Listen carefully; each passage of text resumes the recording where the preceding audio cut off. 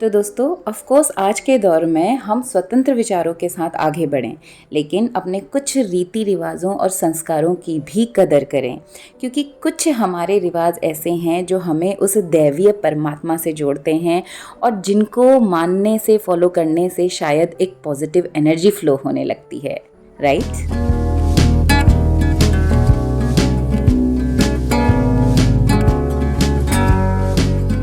So hello everyone, welcome again in another vlog be with पीनू।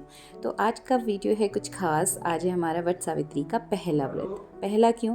क्योंकि शादी का पहला अगर आप ले लेते हैं तब तो ठीक है, अगर पहला किसी वजह से छूट जाए तो फिर पंडित जी से लगन निकलवा करके ही ये लिया जाता है। तो इसलिए मेरे साथ भी ऐसा ही रहा, पहला नहीं ले पाई, सेकेंड टाइम कंसीव हुआ, उसके बाद नहीं ले पाई, तो उसके बाद कुछ परिस्थितियाँ ऐसी रही, फिर लगन नहीं बैठा। तो जब पंडित जी ने हमें अलाउ किया इस बार कि बहुत अच्छा लगे ना, आप लीजिए, तो इसलिए मेरा ये पहला व्रत है। करवा चौथ तो पहले साल से ही लिया था, बट ये वट सावित्री इसलिए आज मेरा पहला है। तो फिलहाल मॉर्निंग बेसिक रूटीन हमने कंप्लीट कर लिए, पूजा की तैयारी मैंने कर ली थी, नहा धो करके हमने सब फ्री होकर के सारे काम मॉर्निंग निपट जाते हैं। और फिर ये इधर मैं तैयारी कर ले रही हूँ, टिफ़िन लंच सब कुछ मॉर्निंग बन जाता है।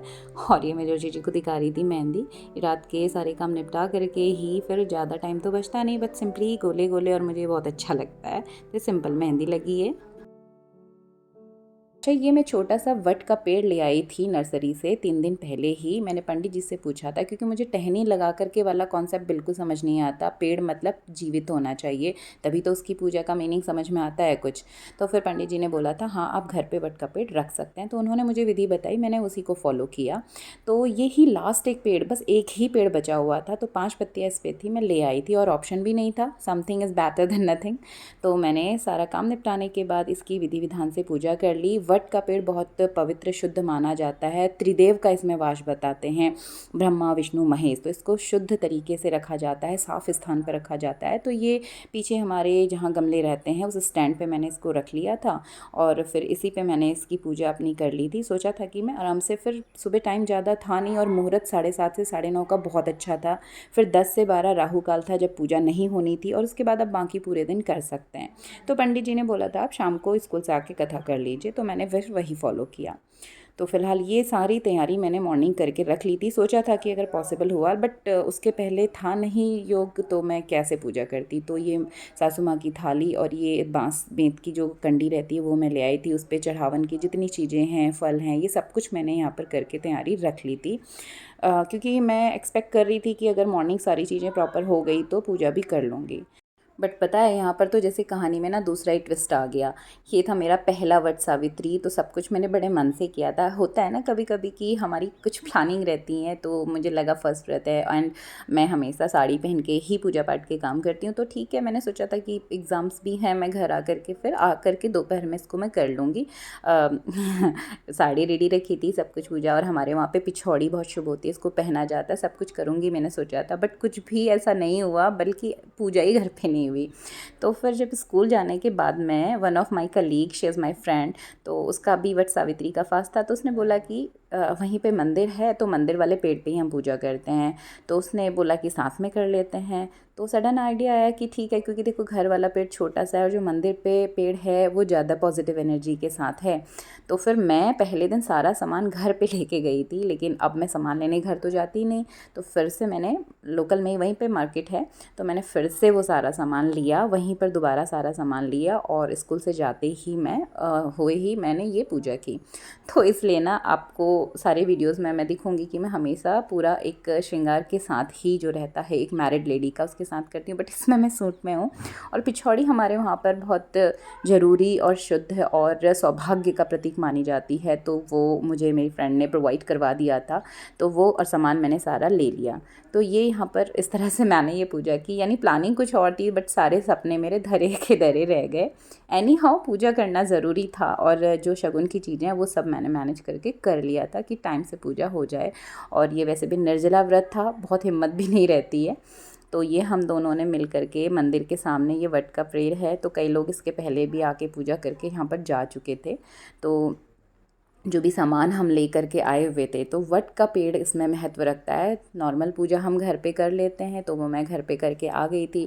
फिर वट के सामने ही कलश स्थापना और जो श्रृंगार पिटारी है वो चढ़ाना, वस्त्र चढ़ाना, चुनरी चढ़ाना, कलावा और कच्चा सूत बाँधना, ये सारी चीज़ें, और कथा भी इसी पेड़ के नीचे बैठकर यानी पेड़ के पास बैठकर पढ़ी जाती है। तो हम दोनों ने मिल कर के ये सारी चीज़ें अरेंज करी। वापस उस पे घी वगैरह, दीपक वगैरह सब कुछ मार्केट से दोबारा वहाँ से अरेंज करके फिर हमने ये पूजा यहाँ पर अच्छे से बढ़िया से कर ली और अच्छी हो गई थी। पेड़ के नीचे अच्छी छाया भी थी। हालांकि दोपहर का बजा हुआ 2:30-3 का टाइम गर्म होता है, बट पेड़ के नीचे अच्छी छाया बनी हुई थी और बहुत अच्छी हवा चल रही थी।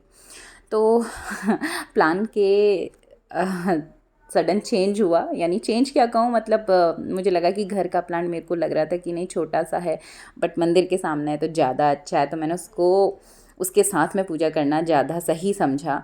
तो एनी हाउ पूजा हो गई। तो ये सारी पूजा जो भी तरीका रहता है, जो लेते हैं उन सबको पता होगा। तो वहीं पर बैठ कर के हमने कथा वथा पढ़ी, जो भी चीज़ चढ़ावन की होती हैं वो सारी चढ़ाई, दीपक वगैरह जलाया, वट पेड़ को हाथ जोड़ करके भाई आप अपनी मनोकामना, ये व्रत की मनोकामना ही एक होती है जो भी हम सब व्रत लेते हैं, तो सौभाग्य का प्रतीक ये होता है और कुल वंश की वृद्धि का, समृद्धि का प्रतीक ये व्रत होता है। और ये देखिए, ये पता नहीं कौन सा रक्षा धागा बांध रहा है, साथ में एक और पीपल का पेड़ मंदिर के पास में है, तो ये गोल गोल घूम के कुछ अपना कर रहा है। एक्चुअली हम लोग स्कूल से जा रहे थे घर, तो जोशी जी भी जल्दी आए थे कि पूजा थी तो साथ में वो रहें, तो मृदुल भी साथ में था। तो अभी ये जो रक्षा धागा और जो सूत बांधा जाता है, इसको हम पेड़ पे एक तरफ अटका लिया और उसके बाद 7 फेरे हम वट के वृक्ष के लेते हैं। तो इसको अटकाने के बाद में धीरे धीरे 7 फेरे माता को प्रणाम करते हुए, वट वृक्षाय नमः, सावित्री माताए देवी की जय हो, इस तरह से आप जो भी मंत्र आप चाहें, मैं तो एक सिंपल मंत्र बोलने की बात कर रही हूँ। तो इसका 7 चक्कर हम लेंगे, 7, और जितने आप ज़्यादा ले सकते हैं तो अच्छी बात है, बट कम से कम 7 होने चाहिए। तो हर एक फेरे के बाद हम फिर वृक्ष पे ना पानी चढ़ाएंगे, थोड़ा थोड़ा करके, सारा एक साथ पानी नहीं चढ़ाया जाता है। तो जितने चक्कर आप लेते हैं तो 7 कम से कम लेना शुभ होता है, माने जाते हैं। तो हर एक चक्कर जहाँ पर से हमने शुरू किया ये राउंड, उस राउंड पे वापस पहुँच के फिर हम जल चढ़ाएंगे, फिर दूसरा राउंड, फिर वहीं पर पहुँच के रुकेंगे, फिर जल चढ़ाएंगे। तो इस तरह से हमने ये परिक्रमा पूरी करी वट वृक्ष की, दोनों लोगों ने। और अच्छा लगता है जब साथ में पूजा होती है। तो कई लोग हमारे वहाँ भी सब लोग साथ में करते हैं, but job is first, job के साथ तो कॉम्प्रोमाइज़ नहीं होगा। तो ये वट वृक्ष की पूजा, आराधना, धूप दीप और उनको टीका लगाना, नीचे उसके पहले हम ज़मीन को शुद्ध कर लेते हैं, स्वास्तिक वगैरह बना करके, कलश स्थापना, ये सब मैंने किया, प्रणाम किया, और बाकी सारी पूजा पाठ हम दोनों ने फिर साथ में मिल करके अच्छे से कर ली थी। और फर्स्ट वट सावित्री था, तो उसके बाद माना जाता है वट वृक्ष की पूजा होती है, पंखे से हवा दी जाती है, प्रणाम किया जाता है, और उसके बाद जो आपका साथी आप उसे भी पिठा लगा करके, तो ये सारी जो रिवाज संस्कृति कहती है वो किया। और ये मंदिर ना शनिदेव का मंदिर भी यहाँ पर है, और आज के दिन शनि जयंती भी होती है, तो लकीली हम वहीं पर आ गए, तो उनको भी हमने जल चढ़ाया। और ये देखिए मृदुल,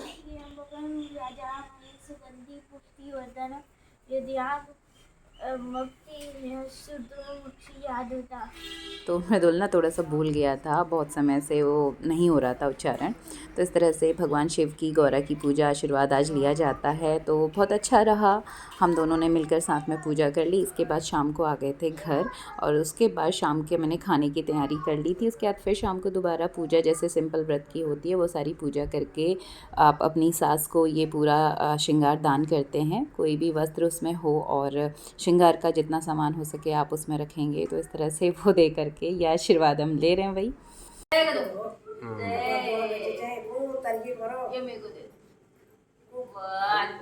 परू जय करो दादी के। मान की बंडी आई हुई। अब देखो शगुन का कोई कपड़ा रखना होता है, अब जल्दी में लेते, चॉइस नहीं होती, सब सामान जल्दी में आया है, तो वस्त्र होना चाहिए, द्वार, एक हैंकी, एक अंडरशर्ट, ये लीजिए। तो ये था आज का सिंपल सा व्लॉग, जो मैंने छोटी छोटी क्लिप्स को जोड़ करके एक साथ बना करके रख लिया कि मेरे पास भी ये एज अ मेमोरी रहे, मेरा फर्स्ट वट सावित्री व्रत। तो मिलते हैं दोबारा आपसे अगले व्लॉग में, तब तक के लिए stay tune, be with Beenu, and bye bye.